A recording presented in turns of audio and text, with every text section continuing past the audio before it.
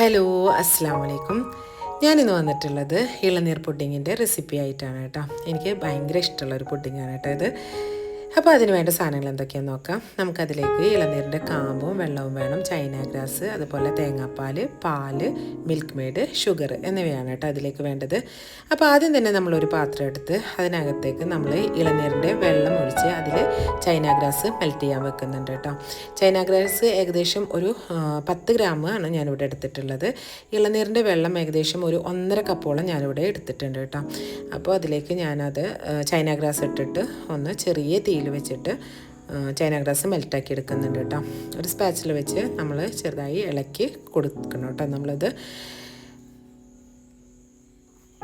നന്നായി ഇളക്കിയതിന് ശേഷം നമ്മൾ വേറൊരു പാത്രത്തിൽ നമ്മൾ പാല് സെറ്റ് ചെയ്യാൻ വെക്കുന്നുണ്ട് കേട്ടോ.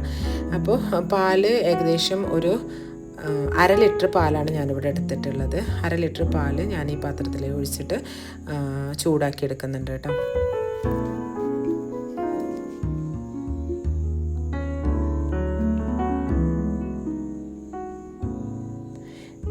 പാല് ചെറുതായിട്ടൊന്ന് ഇളക്കി കൊടുക്കുന്നുണ്ട്. ചൂടായി വരുന്ന സമയത്ത് ഞാനിതിലേക്ക് 2 ടേബിൾ സ്പൂണോളം പഞ്ചസാര ആഡ് ചെയ്ത് കൊടുക്കുന്നുണ്ട് കേട്ടോ.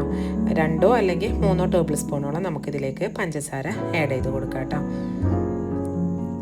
പിന്നെ ഞാനതിലേക്ക് കുറച്ച് മിൽക്ക് മെയ്ഡാണ് ആഡ് ചെയ്ത് കൊടുക്കുന്നത്. ഏകദേശം 1 കപ്പോളം ഞാൻ മിൽക്ക് മെയ്ഡ് ഇതിലേക്ക് ആഡ് ചെയ്ത് കൊടുക്കുന്നുണ്ട് കേട്ടോ. നന്നായിട്ട് തിളച്ച് വരുന്ന സമയത്ത് നമ്മൾ തീ ഒന്ന് ചെറുതാക്കിയിട്ട് നമ്മൾ ആദ്യം മെൽറ്റ് ചെയ്യാൻ വെച്ചിട്ടുള്ള ചൈന ഗ്രാസ് നമുക്ക് ഇതിലേക്ക് ആഡ് ചെയ്ത് കൊടുക്കാം കേട്ടോ. ചൈന ഗ്രാസ് നന്നായിട്ട് മെൽറ്റ് ആയിട്ടുണ്ട്.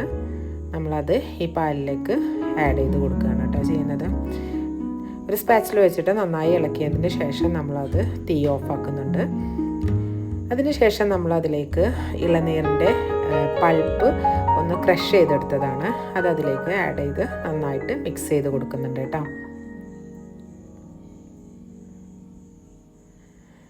ഒന്ന് ചെറുതായി ചൂടാറിയതിൻ്റെ ശേഷം നമ്മളതിലേക്ക് നാളികേരപ്പാൽ ഒഴിച്ചെടുക്കുന്നുണ്ട്.